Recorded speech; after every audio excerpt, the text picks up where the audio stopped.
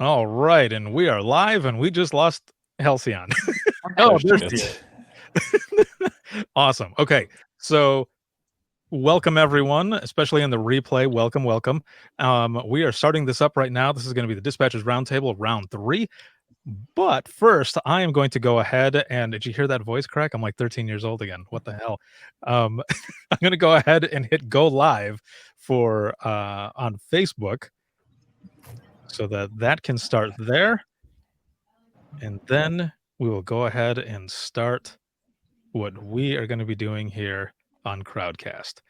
All right. Excellent. So we are currently live on Facebook as well. There is, I think, about a 7-second delay for Facebook, but here on Crowdcast, it's a bit different. So we've got a bunch of people that are joining on right now. We've got Becky Snook, we got Kelly Flynn, Mark, Colin. Hello. How's it going? The best thing about this, I think, is as I'm saying hello, they're already seeing it right away and they can respond back. And that's what I love about this platform here. Is we've got a fist bump right there from Mark. Yeah, excellent. So I have put everything over. We've got a bunch of people, it looks like, on Facebook right now as well. So I see DJ popping up over here.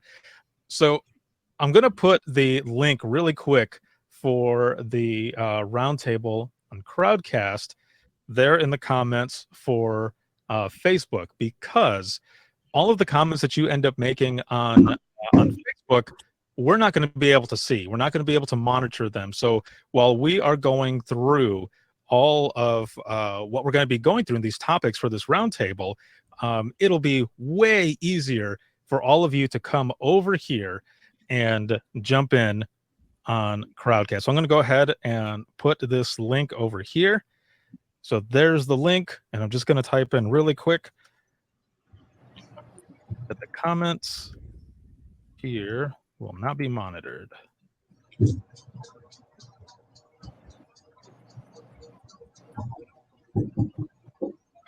And we're going to get started.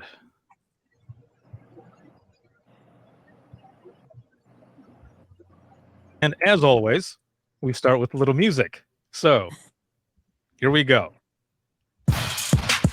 Ladies and gentlemen, children of all ages, welcome to the Dispatchers Roundtable. All right. Welcome. My name is Ricardo, and I'm with the Code 7 Podcast Network. And this live broadcast, as always, is supported by InDigital, a leader in next-gen core services. And we're here for round 3 of the Dispatchers Roundtable. We've got a lot of information here to go through. This is going to be a lot of fun. And I'm going to go ahead and turn it over to my panelists here and have them kind of introduce themselves, what they do, and then we will jump in. So, Halcyon, ladies first. Go ahead. I am Halcyon Frank. I am the founder of the Dispatch Lab and a dispatcher at Saunders County Sheriff's Office in eastern Nebraska. And if you were here last time, I'm not the second VP of anything. That's about it. I like how you put that. Adam, go ahead. Hey there, I'm Adam Timm, founder of the Healthy Dispatcher, former LAPD 911 dispatcher of 10 years. Been out of the frontline telecommunicator game now for, I think, like 6 years. Yeah, the Healthy Dispatcher is my thing. Awesome, man. About 6 years. So we're pretty much there, kind of the same. That's awesome. And last but not least, my good friend Ryan. It's all yours. My name is Ryan Dedmon. I'm the outreach director for the 911 Training Institute. I'm also a retired police dispatcher and former peace officer. And I think I've been retired since 2013 too. So about 6-7 years. Oh, time flies. Look at that. Traitors. You know what's funny? You say that, and it makes me think of a lot of the pictures that I've seen in different dispatch groups where they say that they're either going to be a supervisor, an assistant director, or they're going to a different dispatch center, or they're retiring, and they get one of those cakes that says "You're dead to us now." Oh, that's funny. I never got one of those, but I always thought that was kind of cool to for those to come out like that. And everybody over here in the comments, they're all laughing and everything about it too. So thanks, Halcyon. No problem. I mean, we're still in public safety, dude. What the heck? It's true. I guess. Still being of service. Come on. Yeah, exactly. You are. So as I stated, this is supported by InDigital, and also just a big thanks to all the patrons for just your support, your continued support, and everything that you do. Thank you so much for all of that. And we are going to jump into some of these topics here. And one of the first things I want to talk about is with Halcyon. Now, Okay. you post different quotes like every day, right, on the Dispatch Lab. And there was one that you posted today that I saw that reminded me of a little situation when I was in dispatch. And the quote is, "The more you focus on the positive instead of getting sucked down by the negative, the more energy you'll have to help and the more light you'll bring to situations that sorely need it." So coming from you, what does that kind of mean? Like from your interpretation? First, I will say, if anybody's, just in case you're wondering, it's from the book You Are a Badass by Jen Sincero, which I highly recommend that if you're looking for a book.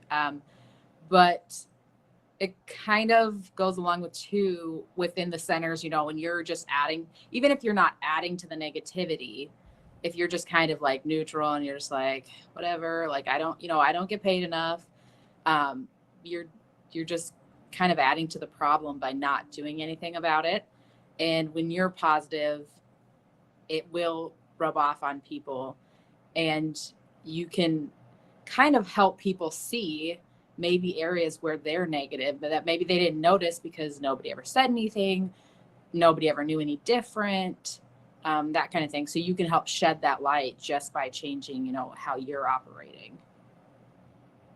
Excellent. Now, when I said that it reminded me of situation, and it's basically what you were just saying there right at the end. So I remember going into dispatch once. It was when I was a supervisor, and we had a staff meeting, and I can't remember how it got brought up, but the main point was that a supervisor is not going to be able to come in. One of the dispatchers said, you guys, when you come in, your attitude doesn't affect me at all. And I said, I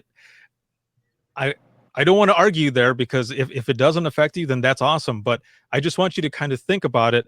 If I come in and I'm all gung-ho, like, yeah, let's do this. We're going to kick ass tonight. We're going to do all this stuff. You're going to be inspired, you're going to be motivated, and you're going to want to do even better. But if I come in and I'm being an ass, and I'm really not talking to anybody, or I'm just, being a jerk, that's going to rub off. And it is going to affect you and how you're working. And I remember the person was like, all right, maybe you're right. So just like that, that's why I wanted to share this quote. And how about you, Ryan? What is this? I guess, what's your take on it? We focus so much on the negative. Negativity in our centers can be like a virus, but we so oftentimes forget that positivity can be the same. So positivity can be just as contagious as negativity. And, Halcyon is just one of those people, with her social media presence and movement, like with Be an Encourager, that we try to shift that perspective. We're still looking at our comm center, but just through a different lens. Excellent. And for those who are here with us on Crowdcast, if you have a question at all or anything like that, please make sure to use the Ask a Question portion here. We can use that that feature within Crowdcast. And if someone else, you look into that portion of it, that feature, and it's the same type of question that you were thinking, you can upvote that as well. So all of this on Crowdcast is real time as we're going through this. So we've got Becky here saying, absolutely, that makes a difference. Even when I come home from work, my attitude can rub off on the family. And that, oh man, I know exactly about that, because when I was in dispatch, I would hold my calls in, I wouldn't share them or anything. And kind of asshole-ish, and it would rub off. But how about you, Adam? How does this relate with you and your thought process behind this quote? Well, I think there's a need for more leadership in our industry, and it's choosing your attitude each and every day is something that we can all do. We can all be leaders in that way. The default is negativity. It requires no effort to be negative in our profession because we listen to it all day, every single day. We have a dry, sarcastic wit. However, there's a difference between having a gallows sense of humor and being cynical. Cynicism is a reflection of burnout, whereas having a dark sense of humor is kind of a coping strategy. And so I like to say that, kind of to echo Halcyon's statement, you're either part of the problem or you're part of the solution. There's no gray area. Unfortunately, for those who believe that they can just come in and do their 8 and skate or do their 12 and whatever rhymes with that, you can't do that. You have to, because we need team. The system breaks down if we don't have team. And so if you're the person who just thinks, it doesn't matter what I do anyway, my attitude doesn't matter, then you might be the problem. And for years, I was that person. Like I learned the hard way that if I chose a different attitude, it would be better for me and everybody around me. Now, for the three of you, because the three of you go around to different conferences, you also go to different dispatch centers, and you train and everything. What are some of the, I guess, like strategies to get past some of these stages that that you talk about? Whichever one of you wants to share first.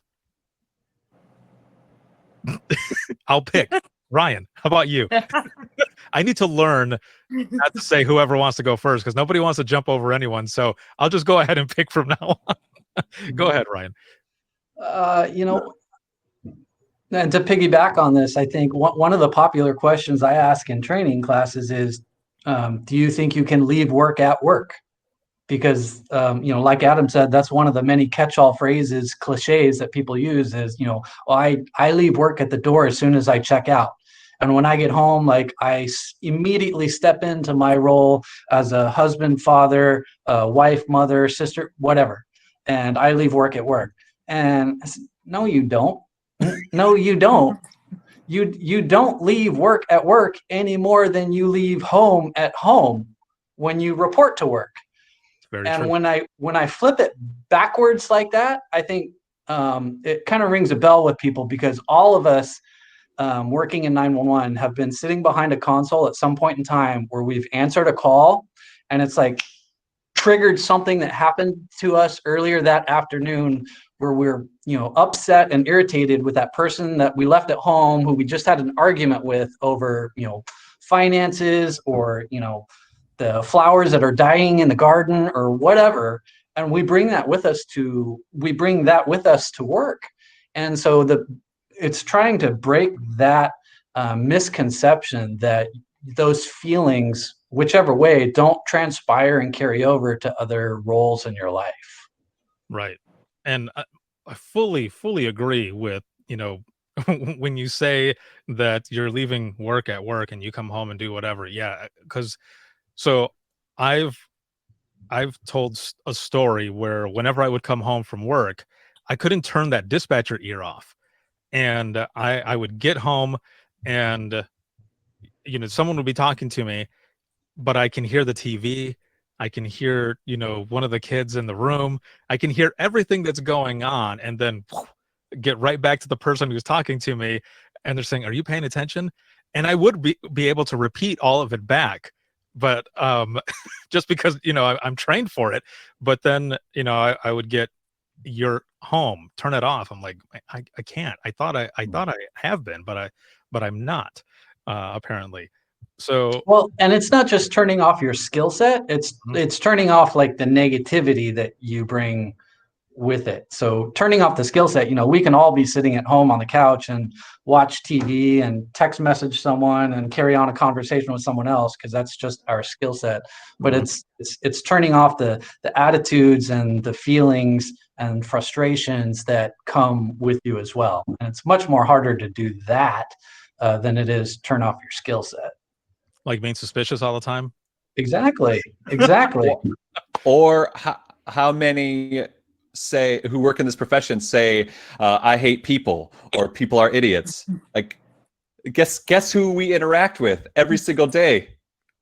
People. You got, like, if that's your perception of reality, you are working through that lens every single day, and like little things can get under your skin much more readily because you are seeking confirmation of your perception that, oh, it's just another one of those people out there. Yeah, exactly. A little attacked by the saying you hate people. Okay, I'm working on it. I'm trying to do better. Are you talking about because you don't like hugs, or? Right. Okay, I just want, like, I was social isolating before it was cool. Like, I just want that on the record. I'm just joking. We're just playing. No, you're fine. So what about, what was that? One thing I do, or I like encourage people to do, is kind of reflect though too, because I think sometimes we want to tell people like, you're really negative, you know, don't do that. But it's a personal choice until they realize what they're doing. You know, you don't have much control over them. You know, you can only kind of, like, you can lead a horse to water, but you can't make it drink. So I think too, encouraging reflection, kind of to like one of those sayings where it's like, if you don't know who this person is in your workplace or your center or whatever it is, like, it's probably you. That, you know, like, because it's kind of true though. Right. Yeah. You know, going back to that and encouraging people, like, you know, really, really be intentional with your actions and look at what you're doing. Exactly. How about you, Adam? Well, it's kind of dovetailing with everything that's been said, but we really have to see what we bring to each exchange, and there is an option. And I think that it's easy to get complacent. It's easy to fall into these habitual mind patterns because everyone else does it, because it's the culture or whatever. The culture of the industry is such that it's easy to get dragged down and to focus on that. It's very easy to focus on the challenges and the negativity. And so I encourage people to think of it from their own perspective. Like, for me, I had to understand how bad things were before I understood the effort I needed to expend in order to right the ship. And the tension headaches and migraines and anger and frustration. And at some point, I just got sick and tired of being sick and tired. I couldn't do it anymore. And it wasn't until I pulled all these seemingly disparate threads together. And so I encourage each one of us to consider, if you're doing great, awesome, keep doing it. But if there's just one shred, one piece of your life that you think that could use a minor adjustment, as my disciplinarian father would say, an attitude adjustment, then it's up to us to make that adjustment. And my self-deception knew no bounds. We are masters in our own mind. And it's only till we say, you know, maybe this is something that would be worthwhile to change, that we then change it, because you can't change other people. I mean, even the people that are closest to you. Have you ever, for those of you who have kids, have you ever tried to change your kids? They don't want it. Even the people closest to you, who they love you and you love them, you cannot change them. So if you're trying to change the nameless, faceless mass that is a community that you serve in 2-minute transactions over the phone, oh my gosh. Don't take that on. It's too much. That's what I thought I was trying to teach people. I was trying to teach the non-emergency callers a lesson for years. I was the only one suffering. Yeah, man. I was gonna say, you know, trying to teach your kids. I mean, they're like cats. They're not gonna they're not gonna do, you know, what you're wanting them to do. They're just gonna, you know, knock things down. and continue on doing what they want to do. Now, jumping in really quick here, as we were kind of talking about dispatch here and stuff, there's a question that came up here in the Q&A section here on Crowdcast, and it says, any suggestions to help new hires on working towards the dispatcher ear? And there was also a comment from Mark that said, not sure your setup, but I had my last recruit turn off the playback option. This forced them to really pay attention. So with that first question, any suggestions to help new hires on working towards the dispatcher ear? And then that comment, like what are your thoughts on that, Ryan? I might have a different perspective because I started my law enforcement career out in the field on the other side of the radio first. And as many of you know, that's a different type of ear than sitting in a comm center. And so my radio ear was good, but my multitasking ear, not so much. So, you know, when people would call out my call sign, it was always like, right, I'm listening, but you know, trying to listen to multiple channels at a time or something like that in a comm center became challenging for me. And the best way that I did it is I would take a pack set. I would take a pack set home with me, and if able, I would bring two. And so I'd set these pack sets up on, you know, my dining room table as I watch TV, and I'd put them on different channels, and I would just listen.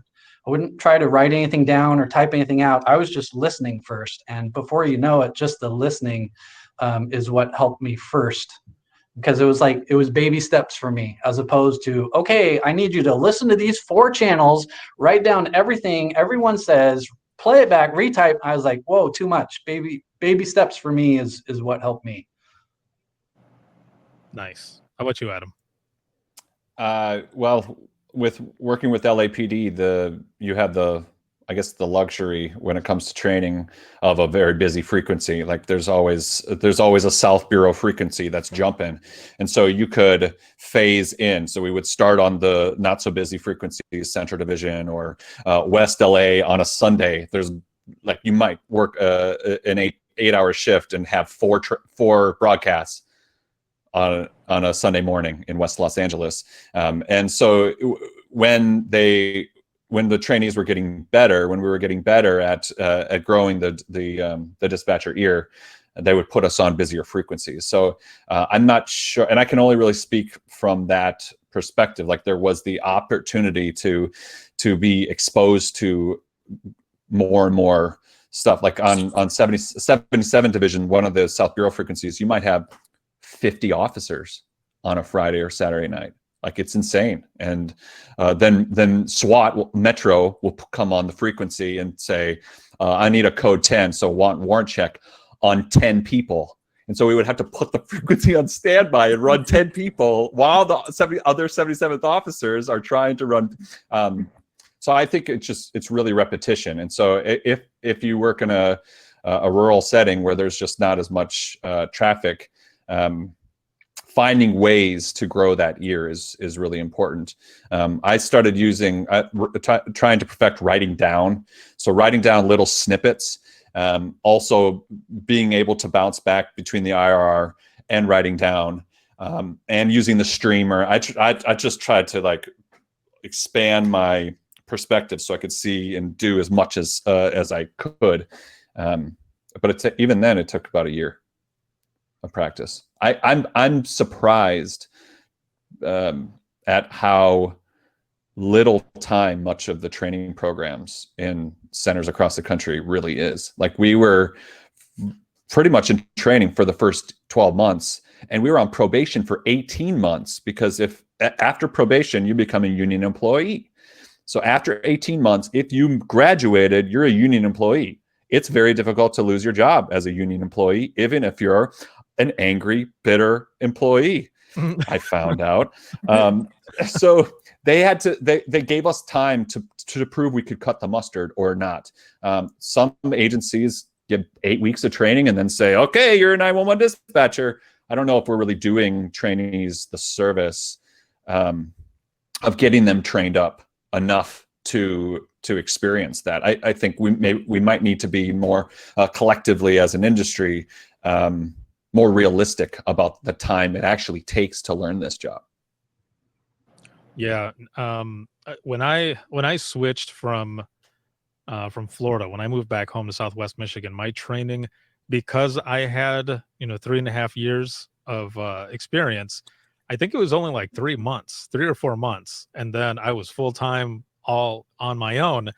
The hard thing for me though was that I came from a small police department where it was me and on for 8 hours. There were more dispatchers, of course. I wasn't just the one, but there was, it was just one person for 8 hours. So the training was different. So then I'm coming into a central dispatch for the county. There's three minimum, four on the weekend, and the call volume and everything is just so different. And so yeah, the training definitely varied there. Now, Halcyon, what about you? What about in your experience on developing dispatcher ear? First, I would say like 12 months of training seems crazy. I think at my first agency, I did like 2 weeks before I touched a computer. And then after that was like all on the job. My second one here, probably about a month because I had 5 years on, it's expedited, but you fight or flight. But as far as like the dispatch year, I think it can kind of be a twofold issue too. So I know when I started, part of it was I was nervous. I was nervous to talk on the radio, and I was so nervous to miss something that I almost listened like too hard to one thing. And then, I wanted so badly to do it, but then I didn't get it. So I'd play my recorder. And, I had some people that encouraged me. They're like, if they're talking too fast, or if somebody, is saying something, you don't understand it, be willing to tell them that you need them to repeat. So I think building confidence can also help when you're like trying to think of 30 different things and you're nervous and nothing's going to go right. So when you kind of build the skills that way, it can help. But I'm too with Adam. I think it probably took a year or so before I really got it, well, but practicing, giving them maybe something to type and copy while they're listening to something else, asking them about both when they're done, just to kind of give that simulation of like the split ear. But yeah, I think it too kind of like, I remember for me at least, once you kind of get the nerves, it made other skills easier. Excellent.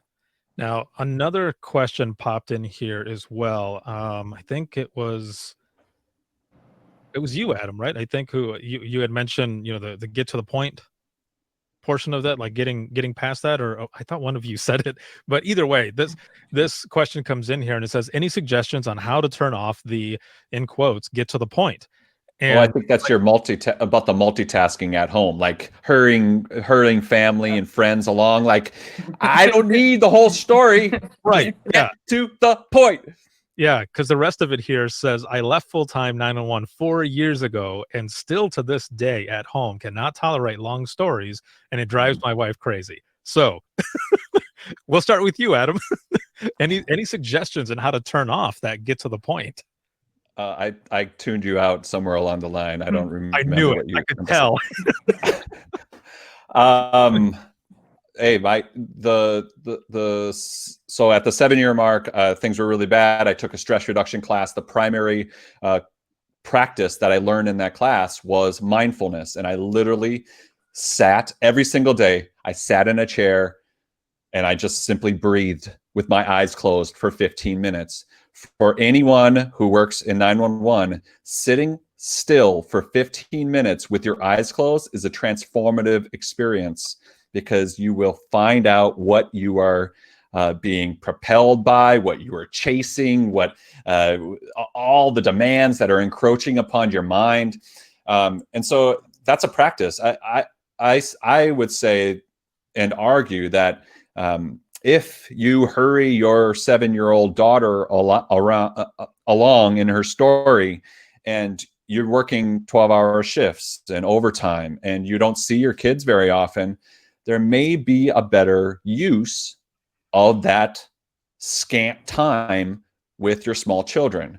And I've had parents in my classes really admit to not wanting to be that way. Like one mother shared this heartbreaking story. She said, I snapped one day. I came home after a busy shift, and my 7-year-old daughter came running around the corner, mommy, mommy, mommy. And before I knew what came out of my mouth, I snapped at her and I said, I just need a minute. And she turned around and ran away scared. And I don't want to be a mom whose kids are scared of her. And so there's these little glints of how we want things to be versus how things are. And it's just a practice. Everything's a practice. Like, as long as we're above ground, we've got an opportunity to grow and expand and become whatever we're becoming. How about you, Ryan? So I'll tackle the other side of the coin of that. And I see my sister Tracy Eldridge is watching in the group. So Anthony, that's a great question. And I would say if you're doing that because it's like a stress-induced reaction, then what Adam just talked about is what you need. However, if that is just an innate part of your personality, then there's nothing wrong with that. And to give you an example, people people will email me, and they start off the email like, "Hey Ryan, how was your day? Hope you and this and this and this and this." And I'm just like, okay, like skip. Like, why are you emailing me? Let's get to the point. And then in my reply, I don't answer any of that small talk stuff. I'm like, I'm going to give you the answer to the question that you asked, because that's just me. That's who I am. That's part of my personality. And it's not because I'm a jerk. It's not because I'm an ass. It's not because I had a bad day at work or I'm stressed. That's just, I don't mean to be rude or short. That's just who I am. If you ask me a question, I'm going to provide that short, succinct answer. And so, Anthony, to answer your question, then, if I would encourage you to do some type of personality inventory. And Tracy Eldridge recommends the DISC personality profile. That's a great one. There's a good one in California called the California Personality Inventory Test. The MMPI is another popular one, just to learn more about your personality. And if you find out that that's an innate part of your personality, then that in and of itself, not a bad thing. Now, maybe your deliverance of it might be, but that's a whole nother issue. I love that. Great perspective. How about you, Halcyon? I would just kind of echo what Adam and Ryan's sentiments are. I would say that I think it's a positive if you can even first like realize that you're like, yeah, I don't really want to have this reaction. So I think that's definitely a step in the right direction. But I would, echo what they've said. If it's your personality, maybe it's a delivery thing. If it's like a stress response, then that's something you're going to need to work through. Now, there's a comment on here from Stacy who says, I would like to offer, when I get home from work, I have a half hour before my kids and husband can start with the daily needs and questions. I have to be in my loungewear before we begin home time, and it gives me time to kind of switch my brain, is what she says.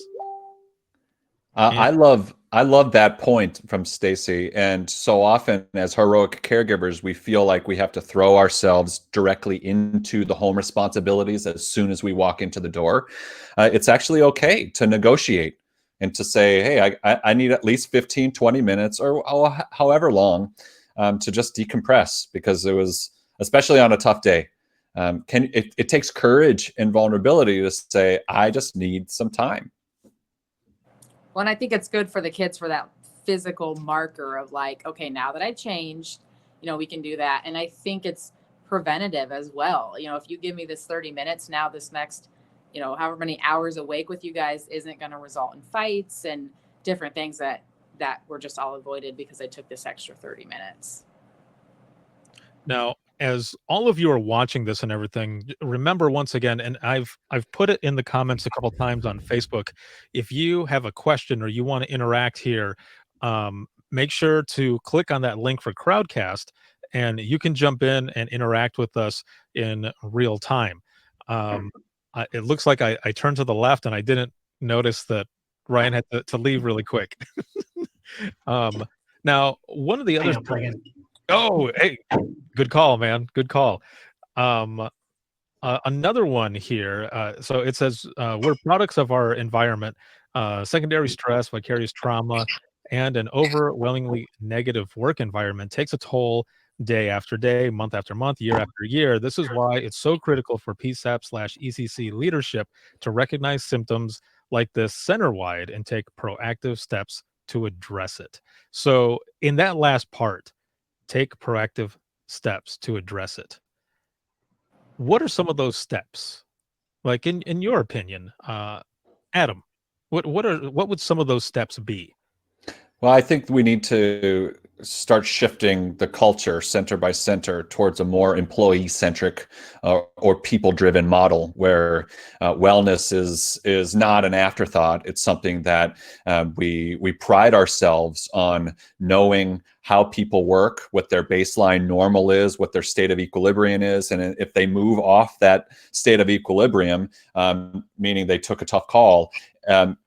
That we recognize that, and we also encourage and foster the environment where a coworker doesn't pull back from saying, "Hey, is everything okay? You know, I heard you on that tough call. Just want to let you know you can talk to me about anything." And I don't want to put any undue stress on those in leadership roles, but in a lot of ways that has to be driven from the top. And so I love what Jeremy said. And I also love what James said earlier about the reclassification effort being about legitimizing these very things at the organizational level. What about you, Halcyon? I think it's kind of almost goes back to the first question as well, recognizing that, you know, what you have is affecting it. So if you have positive people, it's, you know, it's going to affect it positively, negative people. So really looking at first, just kind of taking an inventory of what is the, you know, what's the dynamic of our center, you know, what do we need to change, because you can't change what you don't know. And then going from there and just kind of echoing what Adam said, more of that people focused. I think one thing you talked about in our 911 Wonder Woman talk earlier this week, I don't know what day it is, was kind of about, it was like helping new employees and that kind of thing. And I think dispatch is a job where you kind of have to be concerned about the whole person. Like, we can't just train them, go do your job. You really have to care about them as a person, like Adam said, so you can recognize what's their normal and if they're kind of getting away from it and being able to check in. So I think it too is kind of shifting the focus of this is a job to this is kind of a whole person thing, you know, and recognizing the different signs in people. How about you, Ryan? You know, I'm a bit of a psychology geek, and some of those terms that Jeremy dropped are, you know, those are scary to a lot of people. But yet, some people in the 911 industry throw those around very loosely now. So we hear things like compassion fatigue and burnout and secondary traumatic stress and acute stress disorder and post-traumatic stress disorder. And, you know, we all freak out.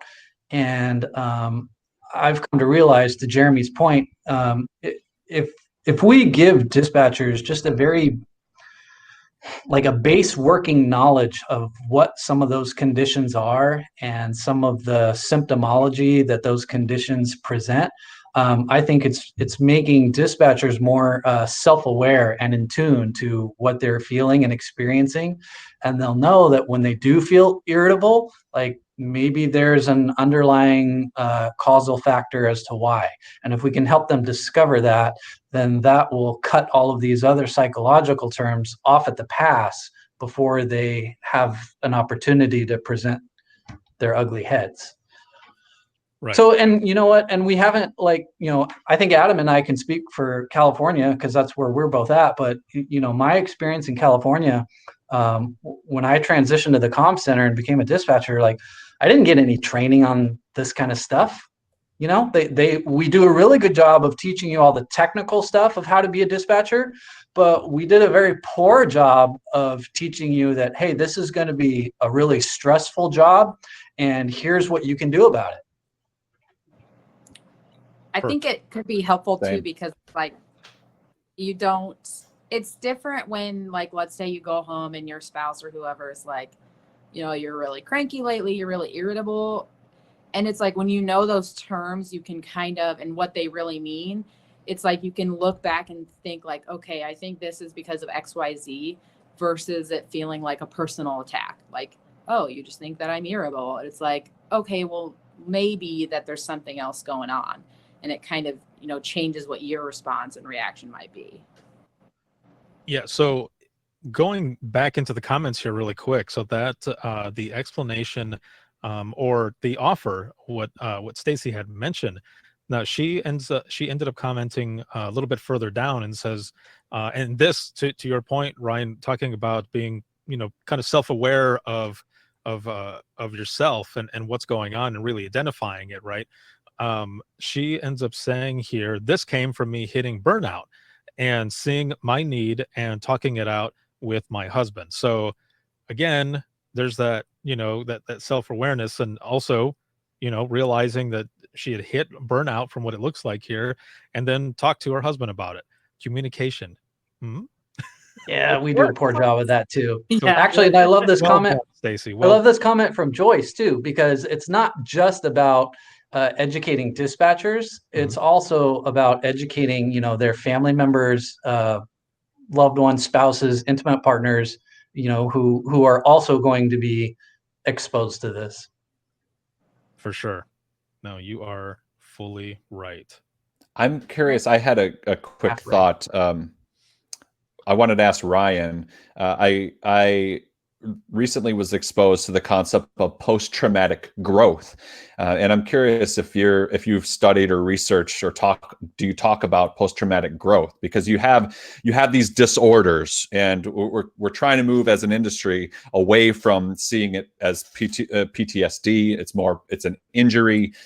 Trauma is an injury. It's a wound. It can heal, and we can actually emerge from these experiences stronger if we know that that's a possibility. Yeah, there's a lot of clinical research on post-traumatic growth, and I am not familiar enough to specifically cite any case study. But I would say, to your point, just to summarize, you're absolutely right. So we've said PTSD is bad. PTSD is bad, and thankfully, researchers like Dr. Michelle Lilly now have helped expose this ugly monster to the 911 industry and shown us what it's really doing. So that 18 to 24% of us in her study showed that we qualified for a PTSD diagnosis based on the severity of symptoms that we were displaying.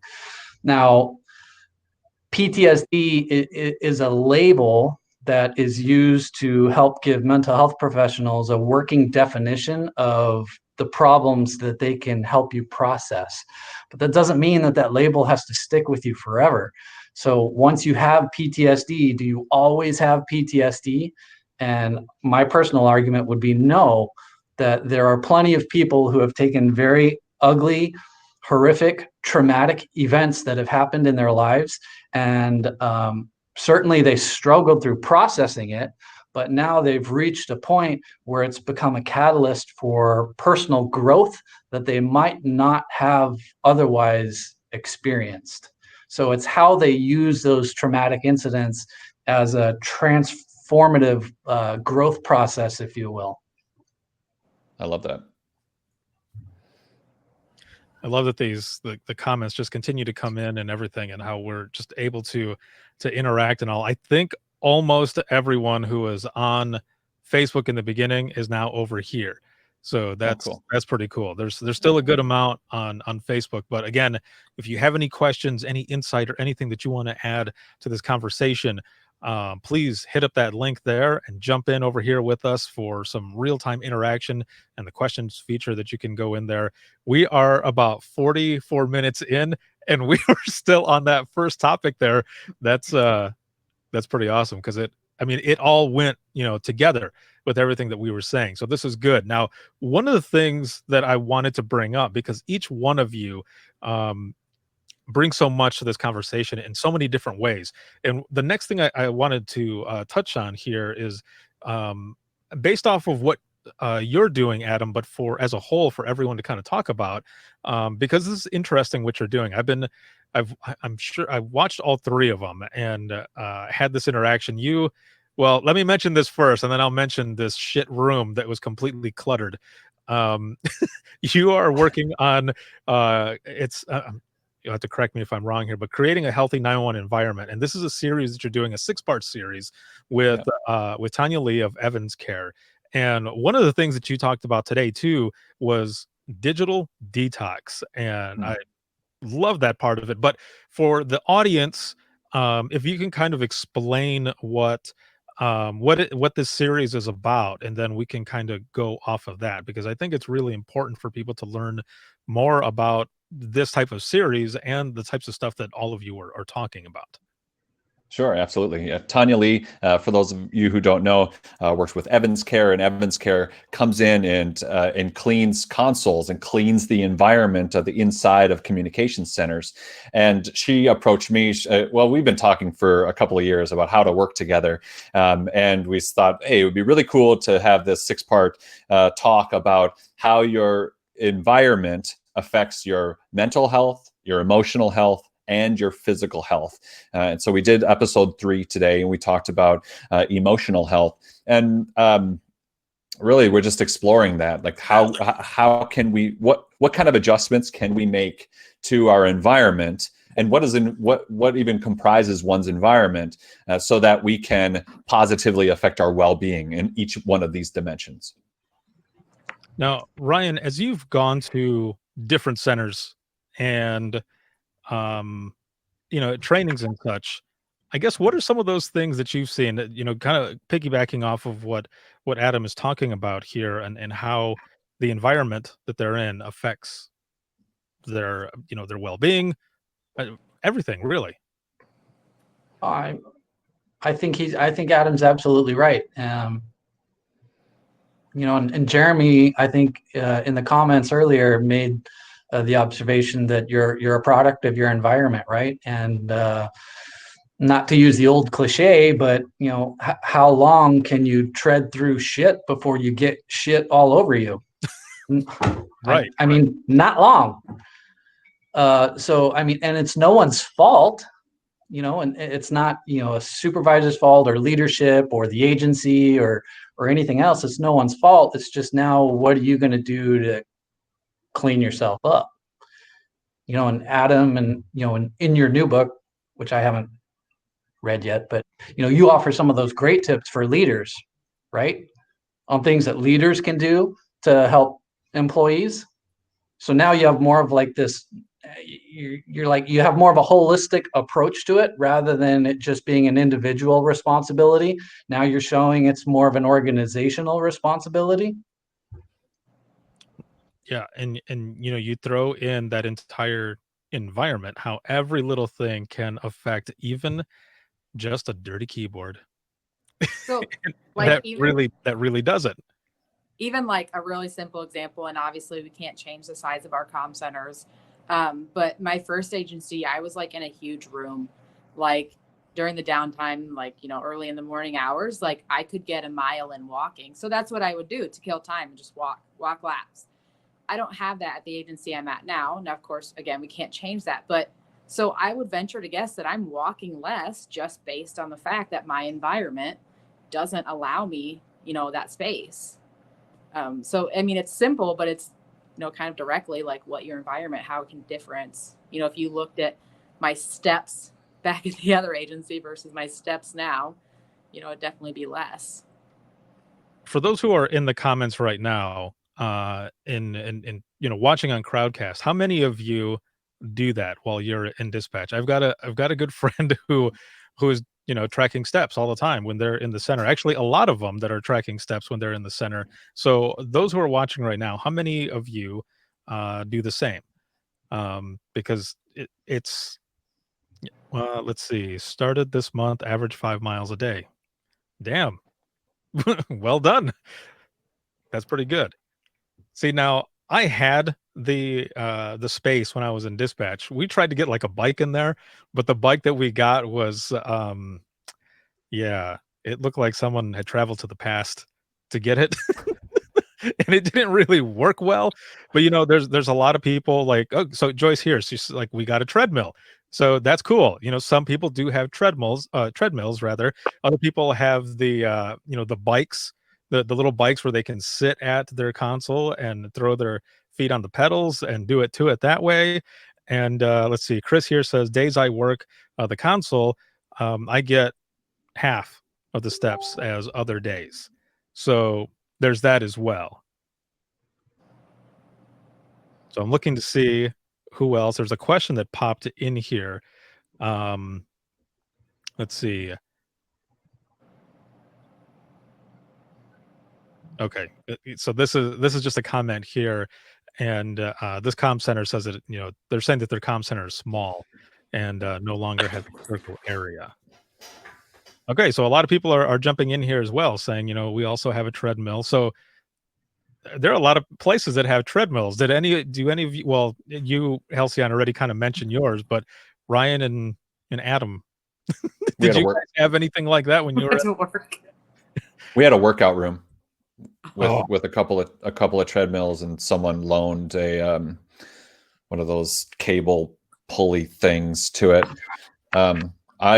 We also had somebody, one of the supervisors, who was always doing like a running team, and we would prepare for the Baker to Vegas Challenge Cup relay. And so that was kind of like an annual standing thing. We would have to try out for the team. It was a 20-person relay team, and that's something that kept me honest. I was always looking for ways to remain active. I mean, your comm center had a Baker to Vegas team? Yeah. Just the comm center? Just the comm communications division for LAPD. Yeah, had our own team. You. And that's a great way. Anyone can do that. Like they would, other team members would do like a weight loss challenge or other type of fitness challenge. I think, trying to kind of cultivate these ways of making wellness a focus, I think is important. Now, Stacy says in here, we do shift workouts sometimes, squats, walking in place, jumping jacks. So that's cool, especially if you can get the whole shift to get on it. That makes it fun as well. And so I want to look at the digital detox piece of what you were talking about today. Yeah. If you can explain that a little bit, just elaborate a little more on that digital detox. Because you were talking about some information before that, and then you're like, digital detox. Yes.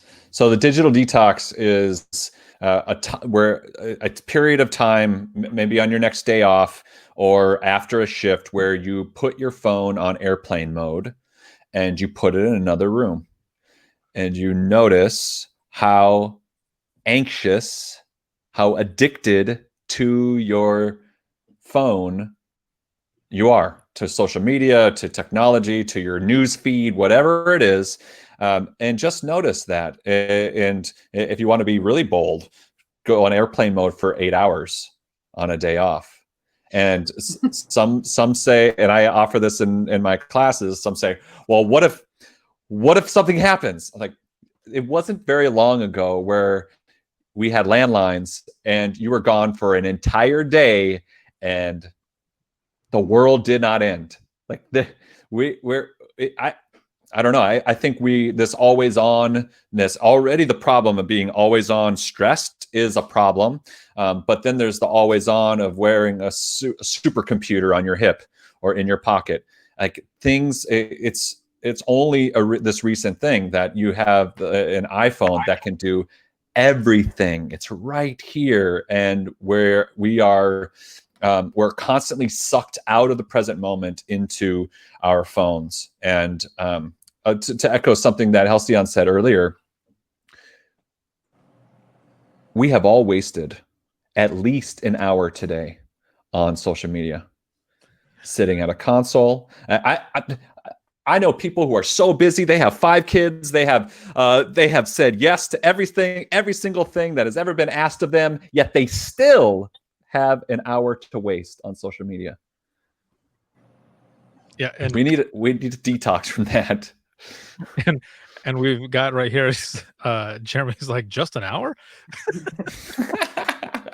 Exactly. And you sometimes fall into like a YouTube hole and you just continue to go. What I noticed talking about, being attached to phones and everything. I noticed this, oh man, a few years ago, and it was weird. I had to completely cut myself off from paying attention to this one thing because it was kind of driving me crazy. So I'm at a conference with a bunch of my coworkers, and you know how if one person yawns, it triggers everyone in the group to yawn, right? Well, you're in a group, one person takes out their phone to check, and then you notice everyone starts following, and before you know it, everyone has got a phone. And I remember sitting there looking at mine and looking at everyone and thinking, "What the hell?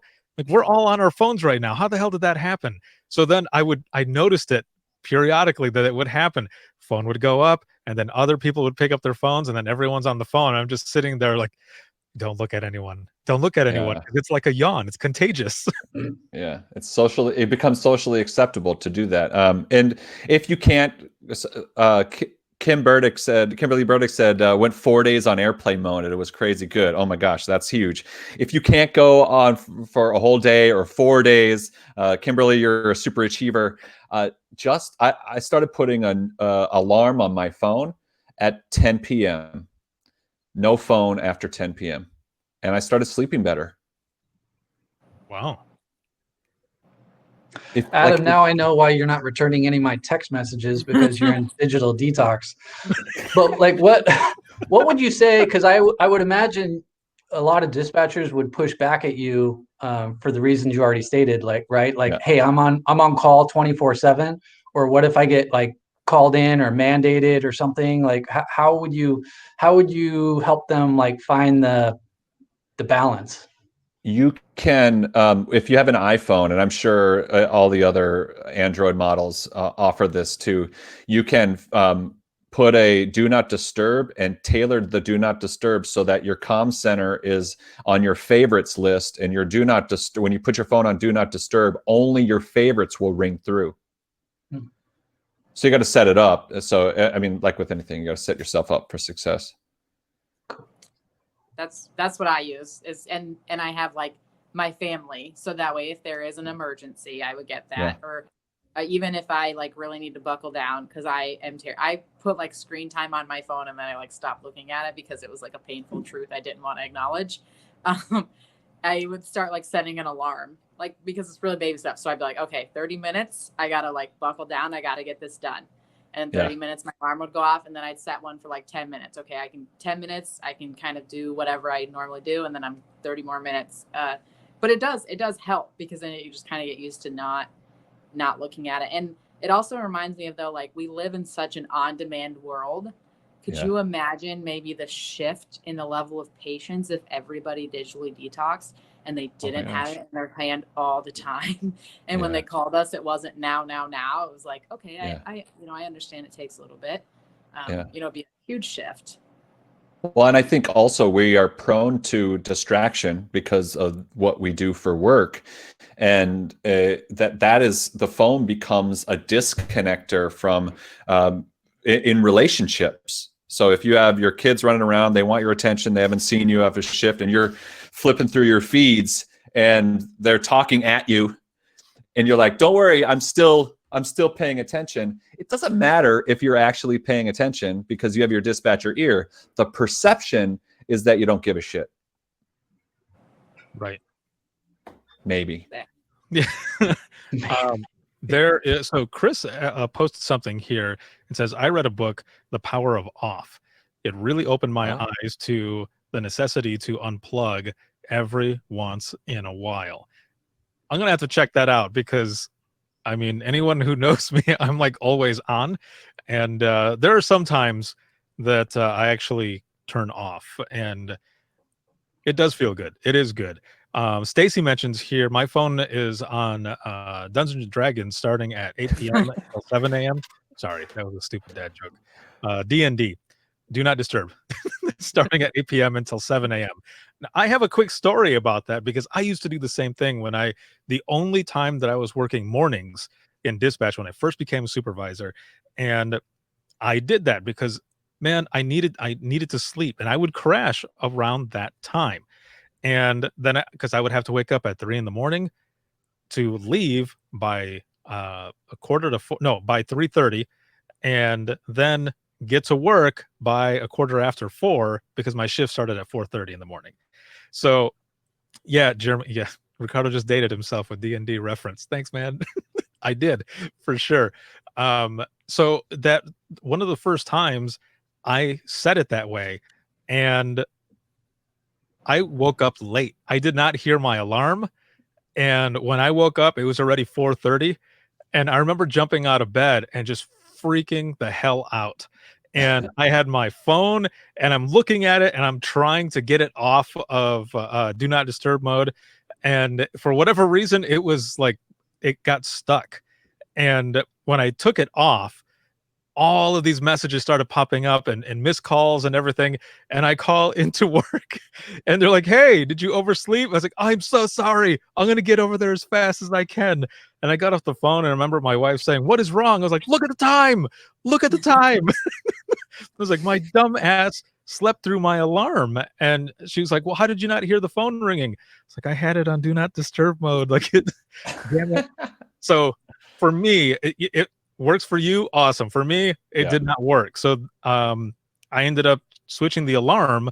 So if you know the song by Korn, it's called Blind. It starts out where he yells, "Are you ready?" That's what my ringtone was to wake up in the morning. So that's how I did it.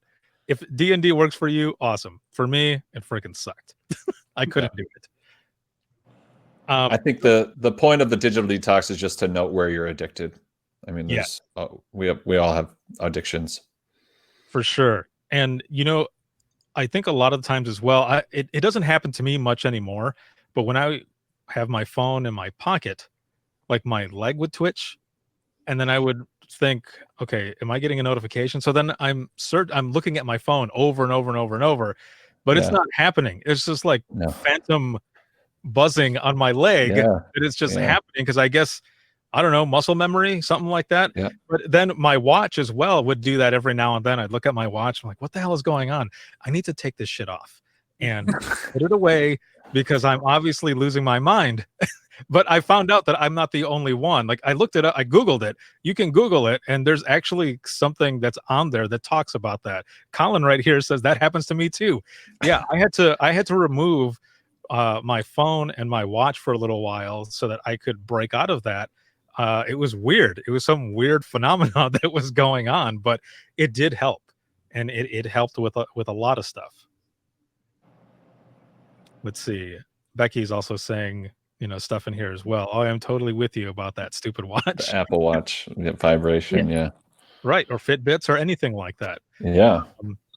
Now, going from there, I want to talk about training really quick here as we're going over the hour mark here. With everything that's going on right now in the world, what are some types of training from the three of you that you feel like is needed right now, especially as we continue to make our way through the pandemic, and also in the audience, as they're kind of talking about things, what are some of the things that you think, because we can talk on that as well, that types of training that's needed right now? Halcyon, you start us out. I think one of the things I've noticed is customer service, but not like, the whole, I guess, focus of customer service, but so much as like the empathy, especially with the pandemic. I know kind of when it was started, we would get calls from people and, it kind of seems like a silly call, but at the same time, it's, they're scared, especially in the beginning. There was so much unknown when all this came out and they were worried. And so I think it's really important, even through everything, that we keep the empathy and understand that there's still not a lot of information and people are scared. So it's definitely something to train and remind yourself about, that, we're all kind of in the same boat right now, and what seems silly to us doesn't seem silly to them, just like normal times, but it's heightened even more now because there's just more fear and unknowns. So like emotional intelligence then? Yeah. Just kind of recognizing that. And I know I had one call from a gal, and it was something where it was kind of like in your head, you're like, well, just do this. But again, it was also a situation where she just needed someone to kind of reassure her and give her like an answer, help solve the issue. It's not something that she just was not in a state where she could figure it out because she was scared. She's worried. She's immunocompromised. she's kind of got all that working inside her brain and just needed a little guidance. How about you, Ryan? What type of training do you think is needed right now as we go through this pandemic? All types. Hit me with one of them. Hit me with the fat beat. So that's hard for me to answer because I'm not a dispatcher anymore. So I'm not going to pretend that I can even relate to the current culture and climate and challenges that dispatchers are experiencing, because I can't. So for me to sit here as a person who provides training to 911 and say, well, due to this pandemic, here's what you should be focusing on. I think that's a disservice to all dispatch centers everywhere because all of them are different, all of them are unique, and all of them have different training needs, whether that be in response to COVID-19 or not, completely unrelated. I think dispatch centers need to figure out what training they need now and what is best for them and their people, and that's what they need to pursue. And just because they can't invite people like Adam or Halcyon or me to their center anymore and have the traditional in-person in a classroom experience, and all these conferences have been canceled, and they're limited in their options, that doesn't mean that you just hang training out to dry and use this as an excuse not to touch up on perishable skills. So don't become, like Adam said, don't become complacent now, especially now. Now, you say all that, but you can also speak to the point of the people that you worked with at Stevens County. Now, you and Jim Marshall did a session with a group of them where you were talking about a bunch of different things. Now, with that and working through the pandemic, you would be able to speak on that, though, right? Yeah. So Stevens County, Georgia, their dispatchers experienced a very unique challenge because one of their employees tested positive for COVID-19, and they made the decision to enact certain policies in play that had a significant impact, or so we would have thought. And so Jim and I wanted to invite them on to like an informal roundtable like we're having here. And we just had a discussion with them about what their experiences were. And I think that is a perfect example of what goes to prove that, what they experienced in their challenges and how it made them realize that all of them together working in the same center aren't just coworkers now, they're a family. And the way they came together as a family to now address these very unique, unprecedented, challenging times was very commendable. And so we wanted to highlight the extraordinary work that they were doing. And so that's not any type of formal training, and it's examples like that can have just as much as of a significant learning impact as sitting through a classroom session. Right, because you're learning from other people's experiences. You can relate to them coming from the same spot that they're in, working in dispatch and everything. So good. Thank you for that as well. Now, you guys have that on your institute website as well as like Facebook and such? It is posted on our YouTube channel. So if you visit the 911 Training Institute on YouTube, you can find a video link to Stevens County. I think that's what it's called. Excellent. Make sure to go there and check it out. What was that? I think it's Roundtable. I think it says, in the title, if I remember. Jim comes up with fancy names for our YouTube videos. Jim's awesome. Right. So Stacy mentions here handling difficult behaviors, mental health, back to basics for call processing, remembering that we are in a customer service field, even when you don't want to admit it. So mentioning that right there, how about you, Adam? There will always be need for stress resilience training, which includes stress awareness, the impact of the job, and I think there's always a time for, or it's always a time for leadership training. And these are both things that don't require contract trainers to come in and train on. You can I can recommend 5 books on resilience, and I can recommend 15 leadership books off the top of my head. And we just need to talk about these things. And I think the biggest part is being able to communicate during these times. The best centers practice radical transparency, and they are constantly communicating. And I don't know how many times in the interviews for my book, I heard the leader say, I communicate, and I communicate. My people can never tell me that they didn't know something was going to happen, because I pride myself on my ability to communicate. And I think that's just as a practice, we can do better as an industry. How are we, being in the communications profession, how are we such poor communicators? And that's again, that's personal leadership. Like, if I pride myself on being a better communicator, then I'm going to get more done. And I'm going to help more people because of my communicative ability. So I think communication, stress resilience, and leadership are topics that will always be important and will never go away. And even with training budgets gone, there's a bunch of books. We could take one book and turn that into training topics on any of those topics, and it's beneficial. Now, one of the things, kind of switching from there and segueing to this poll that we had, let me pull it up here. And so the poll that had gone up was, as states begin to reopen, are you seeing a rise in call volume? And 83.3% said yes. There was just 1 vote for no, and then 2 votes for hell yes. But overwhelmingly, yes, 83.3%.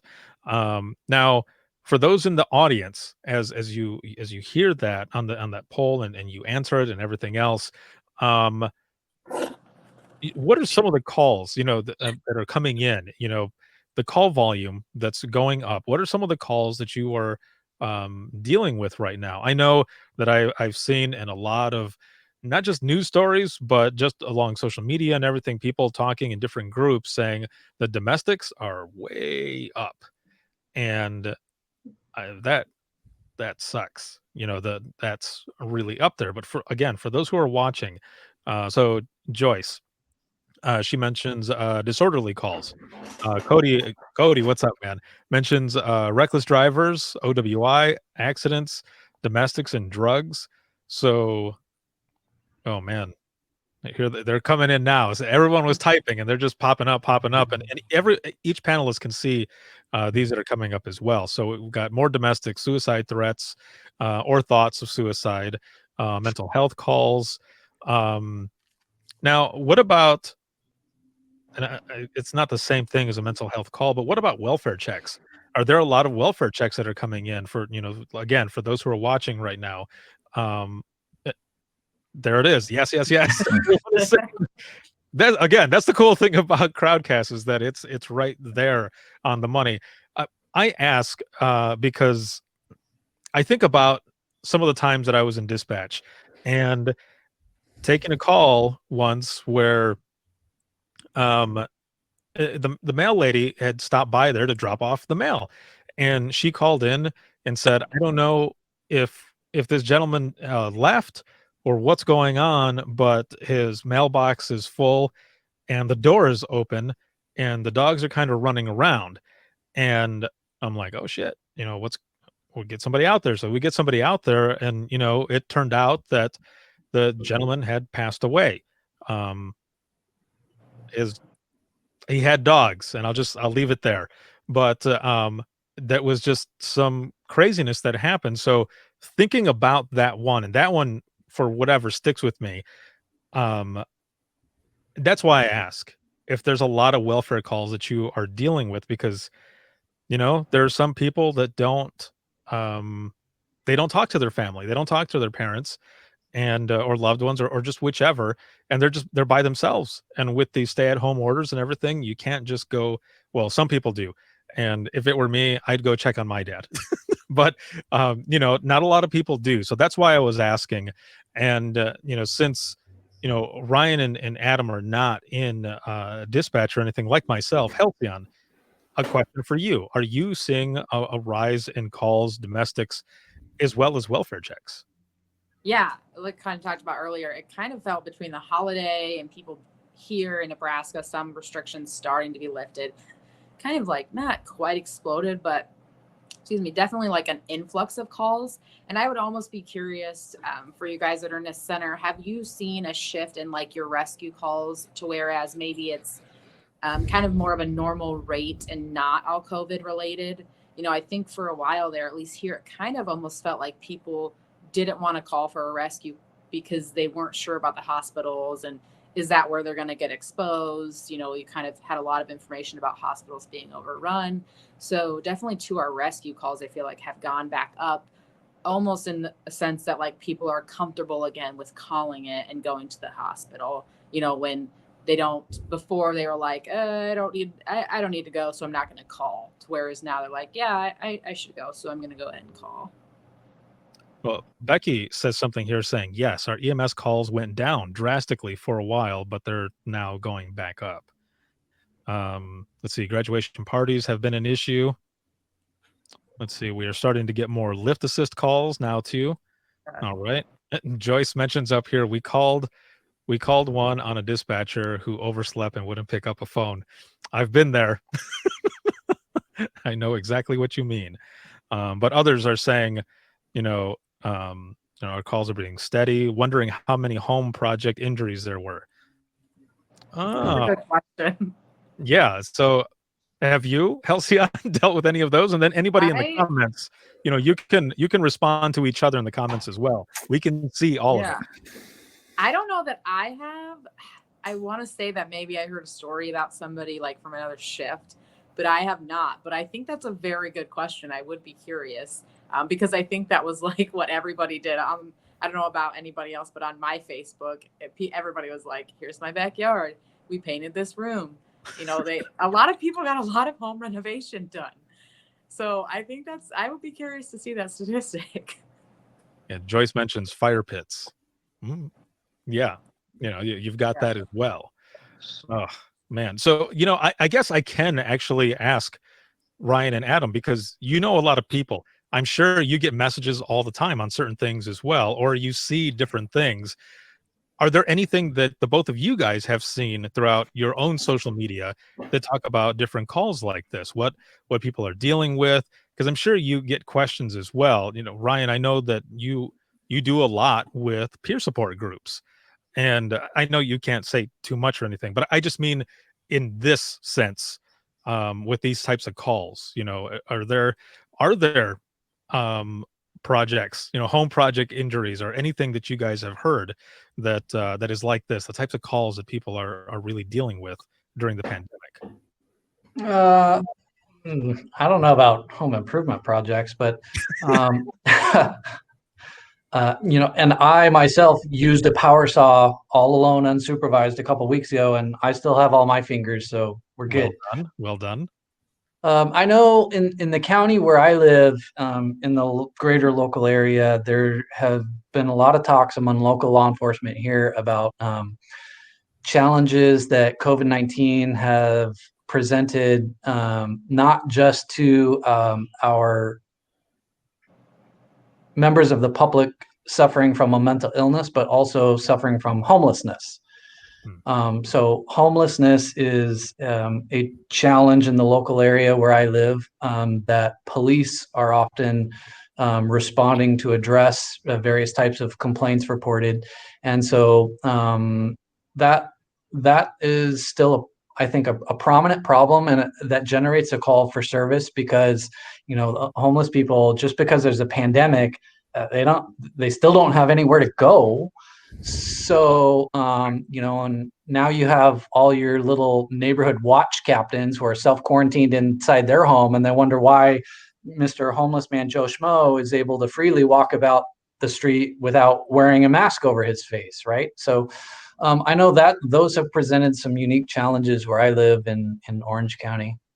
And I love, actually, and I don't know where everyone else is located, but if you watch television in Southern California, you can see a lot of commercials now in between TV programming of like mental health organizations really rallying to support and champion and further advocate on behalf of not just that population, but also various types of first responders and healthcare providers who provide services to those populations of people. So that's awesome to see. So to everyone's point in the comments, like mental health has really gained a spotlight during this entire pandemic, not just among us as 911 professionals, because we've always struggled with it prior to pandemic, but now also amongst the greater population of the United States.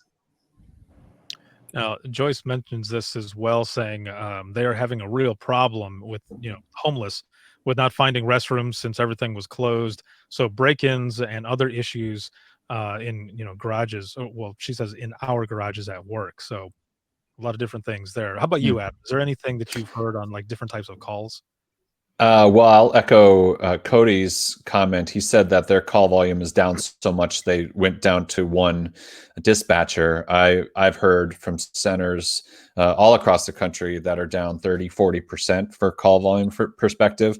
My friends at LAPD mentioned that they've seen a dramatic increase on people calling on each other for not social distancing and not wearing masks and having 8 people and only 6 are allowed and that kind of stuff. So, but other than that, business as usual. Right. Now, Leah mentions here, we have the same issue here, large homeless community, and a lot of calls in reference to that. We were fortunate to have a joint operations committee that specifically addressed this issue and were able to help very quickly. So places to stay, restrooms, food, water, etc. So this actually, is the start of another really interesting conversation, because dispatchers are oftentimes the first point of contact for these types of complaints. And agree, disagree, or otherwise, when you have our federal, state, county, and other local governments enacting various types of rules, regulations, and laws, and then they get reported to us, and we as dispatchers have the tendency to feel like that's the stupidest thing ever. I'm like, you really want me to dispatch police for that? And we have these attitudes based on formulative opinions that we've developed over the course of working in 911 for how many years. And we start to triage and prioritize these things in our minds, and we feel like these are apparently silly and stupid calls for service, when in reality, the callers, they're just doing what they have been advised to do by their local government leaders. That's very true. I had not thought about that part, but yeah, a lot of them in the news have said a bunch of different things, and you just think about it, and you're like, man, they're probably getting swamped in dispatch right now because, like you said, they're doing what they're supposed to be doing, but what? And like a couple of you have put in here, quarantattle. Yeah, that's apparently happening. Yeah, so let's see. So Colin says, we had a barber shop that insisted on opening before it was allowed. We had tons of calls from people from all over wanting to give us their opinion or whether they should or shouldn't open. Yeah, that's like the news posting something and everyone is in the comments giving their opinion and everything, but they're actually calling in to 911 to give that opinion. And where do you go from there? I mean, you just remember that customer service and everything. And like I always say, every call that comes in, you always treat it as a high priority, because you never know when that call is going to be the one that's going to be the one that might make or break you. You want to make the news. Speaking of callers, I have to go back to my day job, night job, but so I could have say goodbye. But go ahead. We're actually wrapping up right now. So thank you very much for joining us. Great to see you, Halcyon. Yep. Bye. Enjoy the shift. Bye. I almost said the Q word there. Oh, she's back. Hey, what's going on? Time to go. There we go. And then there were 3. But excuse me. Yeah, so Joyce says here my anxiety is higher, but I love not having to do a bunch of things. She had posted something up here. The positives of the lockdown: no traffic, If you're an introvert, you don't have to worry about so many social encounters. And Halcyon would be able to speak on that part as well. I think she's actually mentioned that a couple times where it's like, I'm good with that. I'm cool with that. Yeah. But thank you all very much, all four of you, for being on this round, for round 3 of the Dispatchers Roundtable, and for everyone joining us on Facebook as well as over here on Crowdcast. There are a bunch on both sides that are watching and commenting and everything right now.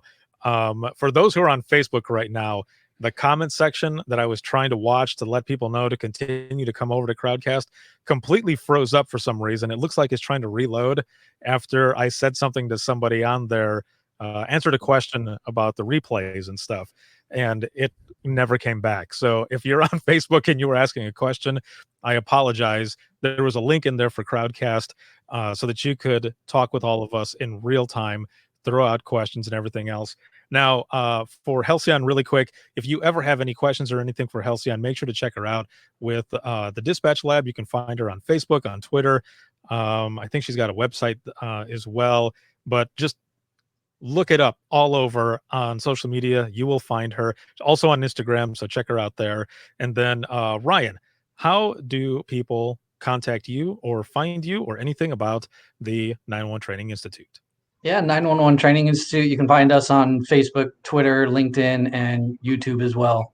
We're also very proud supporters of what Ricardo does at Within the Trenches, and Halcyon at the Dispatch Lab, and Adam as the Healthy Dispatcher.